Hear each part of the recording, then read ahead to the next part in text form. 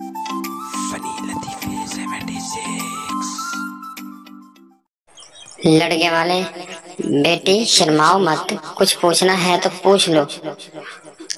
मैं जी, आप लोग ये समोसा नहीं खा रहे तो मैं खा लूं?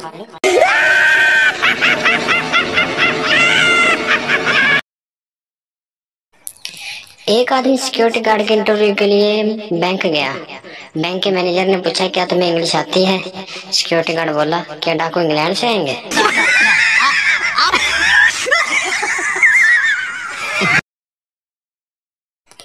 कहते हैं कि किसी का घर खाली हाथ नहीं जाते, इसलिए मैं जहाँ भी जाता हूँ चार्जर साथ लेकर जाता हूँ।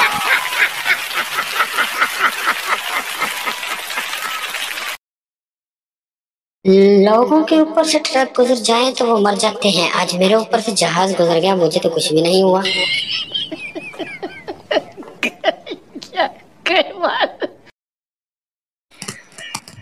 दूसरे मालिक में जब कोई जुर्म करता है तो कहते हैं कि सबूत इकट्ठा करो।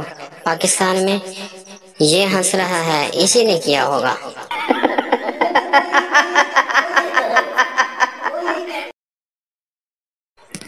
एक लड़का छुपकर काफी देर से फोन पर एक लड़की से बात कर रहा था। खानदान के एक बुजुर्ग ने देखा तो बोले, बेटा ये क्या हमारी तहजीब है? लड़का, नहीं अंकल, ये दूसरी गली में रहने वाली बिल्किस है।